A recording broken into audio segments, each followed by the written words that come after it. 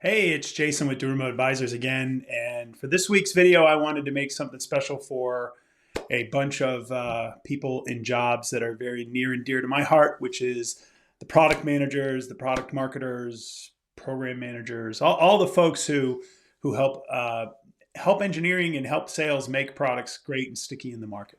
So it's been a tough year. 2023, I think, was a really tough year for product people, at least in my conversations with a lot of folks out there across a wide range of industries. And I wanted to talk a little bit about what's going on, why that's happening, and what you can do in 2024 to hopefully make for a better year, for not only for you, but for your company and your products. So, I guess the message is that there's still challenging times out there, right? And what I mean by that is, despite the fact that here in the United States, we saw some easing on the pressure on inflation and maybe some positive signs looking into 2024. I'm going to argue that challenging times persist, and they tend to, in business world, they tend to stretch beyond just the immediate impact of the financial markets. So if you think about the job of being a product person, particularly a product manager, what's your definition of success? What are your goals and objectives for the year? Chances are they're probably a little different than the year before. And a big driver of that is the fact that resources are in flux. People are, layoffs are happening or they've happened.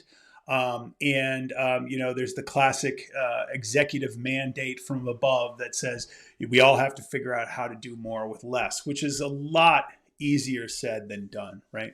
And the truth is that a lot of those challenges fall back to product people and product managers because we tend to be good utility players. We're fairly athletic in the business world. We understand the market, we understand selling, and we understand building products. So this fact that we have kind of a holistic job description, which at times can be create fuzzy expectations, is a great thing for us to be. But at the same time, when you're kind of good at everything, it starts to push back a little on you having to solve problems that maybe others can't. There's also this whole bit about a lot of times product managers are leading cross-functional teams. So that means they kind of have to help boost up the teams that maybe have been hit harder than others at times. And then, there's just this expectation that you have a diverse business skill set. So therefore, you can be slotted into a lot of places. Maybe some of those are really uncomfortable places for a lot of reasons, right? So the truth is that despite that you're a utility player and you're highly valued in the business often, the truth of the matter is that at times, especially during tough times, the job can be very, very difficult because of these characteristics of the job, which is a little bit unfortunate. Let's talk about the job a little bit for those of you who maybe need some grounding or context, or just kind of to set the stage for the rest of this video. I really look at the job as having four major components. I see revenue support being a big one, helping out the sales folks, helping out your technical pre-sales people, your support people, whatever type of business model you have to support the revenue coming in. And that tends to be on more strategic deals. The more kind of run-of-the-mill stuff, it should be institutionalized in your business. So you're being put into the harder, bigger deals and revenue support. There's product ops, which is all of the stuff that gets the sausage made, so to speak. That's your reporting, your governance, cross-functional team meetings, brokering with teams to settle disputes, those types of things. Marketing and demand is either participation in thought leadership, campaigns, events, a whole bunch of different activities there.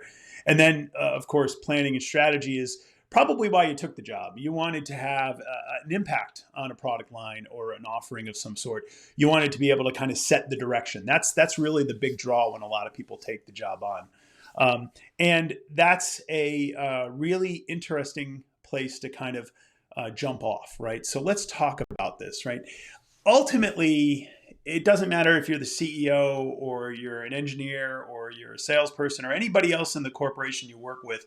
What everybody wants is the right balance. And oftentimes, everybody's opinion on what the right balance is in each of these four categories is, of course, going to be different. If you're really great at your job, you're able to manage that balance in accordance with the times of the business or with where the product is in its product journey. So it's kind of one of those things where everybody's striving for balance and there's a lot of contention as to what that balance should be. But ultimately, people are looking to you to kind of manage and maintain that balance because you're the one driving the line or the product or the component through its life cycle, right? So ultimately, this is the biggest part of your job is managing the balance. All the other pieces just support that.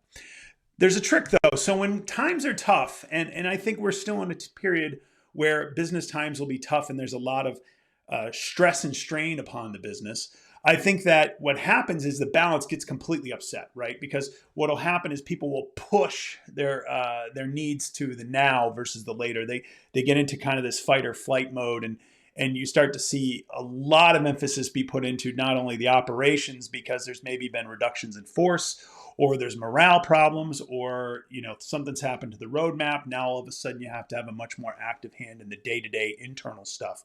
But there's also probably pressure on revenue, and your sales force is coming to you asking for more and more things that may or may not be reasonable, right? We don't know, but let's assume they all are, right? The problem is that everything gets skewed, and what starts to fall into disrepair, so to speak, is the stuff on the right side. It's the stuff that is more long-term, it's kind of like, let's fight today's battle versus tomorrow's type of argument.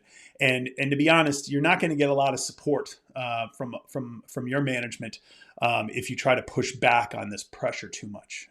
Ultimately, the demands on the business and the demands of the macroeconomics are going to dictate some of this, right? So, but I would like to say that the operative word is push back too much. So let's talk a little bit about what you can do in 2024 and why you want to do it, right? So let's start with the why.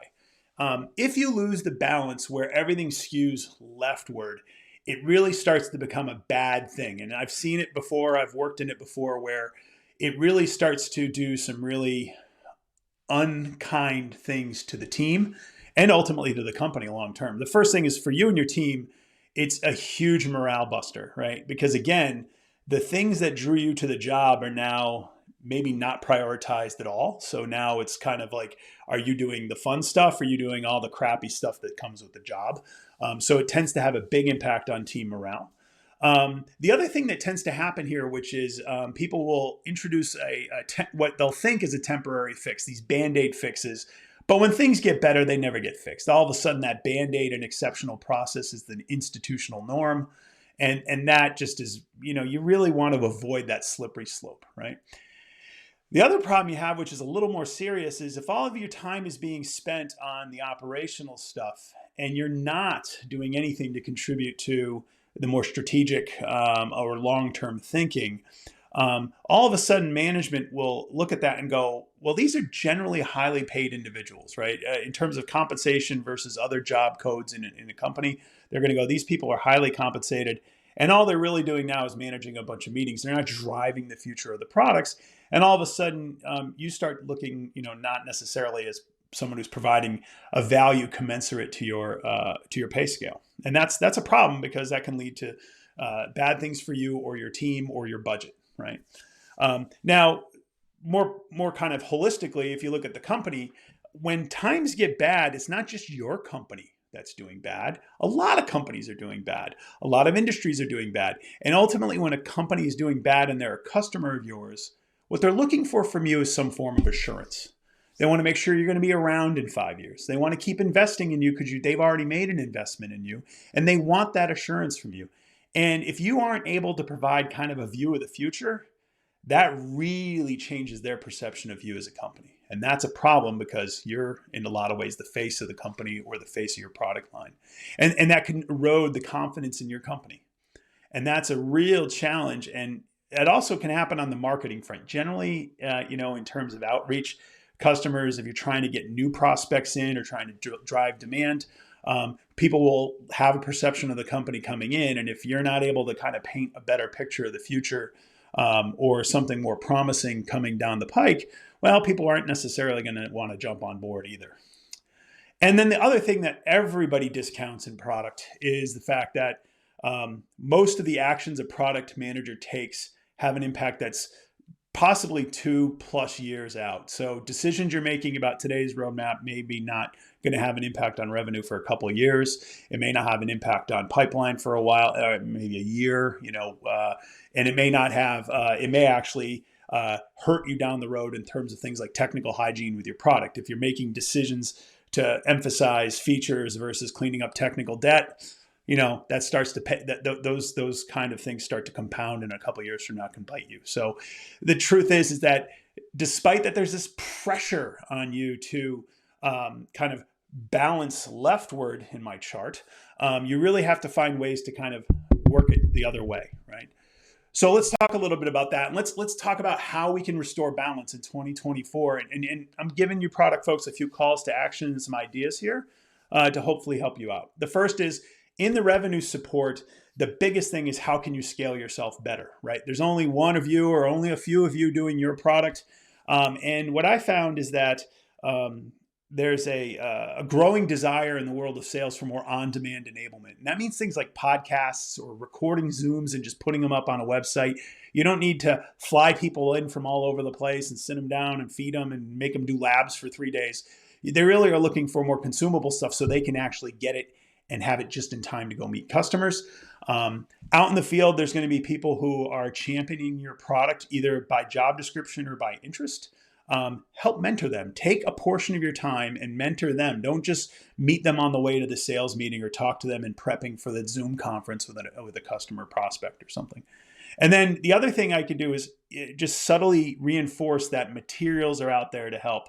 I've seen so many product managers get emails where it's like, I have a problem, and they answer the email in the email.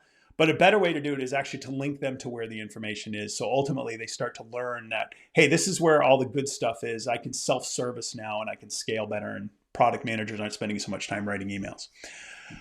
Planning a strategy is generally the first thing to go out the window when times get tough. And the reason is pretty simple, is that planning strategy is hard, and planning a strategy also requires a lot of outbound data, which you may or may not have access to, especially if you're getting a budget crunch and maybe you're not getting data from analysts or outside sources.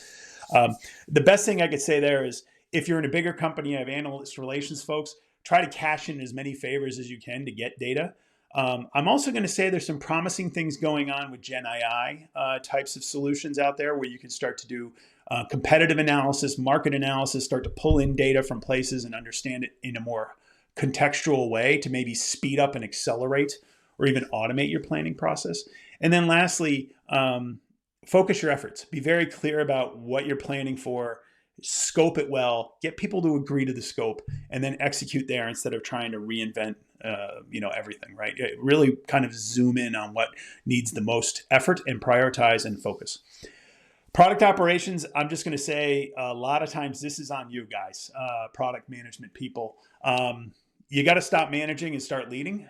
You got to get people accountable in the cross-functional teams. You have to really be critical of new processes so they don't become forever Band-Aids. And then the other thing is, there's a lot of tools out there nowadays that people are just starting to play with. And some of them are extensions of your existing CI or your existing build tool infrastructure, or they integrate well with them. So look at what your engineering team is using to get through the product development lifecycle, and figure out if there's product management tools or extensions that can work with that to really speed up the process for you, right? Automate yourself, right, is I guess the thing. And the other thing to remember here is, become a better negotiator. One of the great litmus tests in when you're getting asked to get pulled into something is really, well, why do you need me to be part of this decision? Am I the best person to be in this decision flow?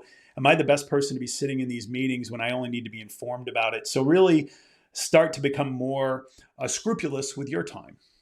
And lastly, marketing and demand. I really think that marketing teams have it tough too. Again, there's another group of folks who generally get hit pretty hard in the budget cycle. Therefore, you need to kind of show them some love. And the best way to show them love is actually to get them self-starting and get them educated well. So again, any consumable type of enablement stuff you can give them so they can tune in when they have a chance in between the millions of meetings marketing folks seem to get dragged into, or really work hard with them on what we'll call the base deliverables. If you're getting ready for a product launch of some sort, or you're getting ready for an event, start with a messaging and positioning document and make sure that's super tight. If it is, generally the marketing team will just run with it. And then it's kind of like, so just that extra bit of effort up front really helps you out on the back end because they're not coming back to you with all kinds of questions and stuff. So really put the time in up front on those stuff. And then lastly, another great negotiating tactic with marketing folks is they tend to like to reuse stuff to get better amplification of their materials, which is a great thing for them, but it's also a great thing for you if you can kind of nail down the scope beforehand. So it's kind of like, okay, we're going to need these things from you in the next quarter. All right, let's make that list at the beginning of the quarter. So that way we can actually manage the time and not have it be deadline driven, actually be a little more proactive. So again, this is really kind of more of an educational process for folks than necessarily reducing the work, right? So I guess to summarize, revenue support, it's how do you become more efficient? Planning and strategy is, again, an efficiency play, but it's really an efficiency play in terms of using maybe some new technology, some new tools, which might be kind of cool and interesting for you. Product ops is really just hard-nosed negotiation, and maybe looking at maybe some automation. And then lastly, I think, again, back to marketing is a lot of just kind of get the work done and established up front. That way you can kind of work together and collaborate more efficiently and effectively. Okay, so that's my tips on how to restore product balance in 2024. Just want to kind of close out and say, thank you for tuning into all the videos. And, if you want to learn more, you can like and subscribe, or you can check out our website, durhamaadvisors.com. Have a great day.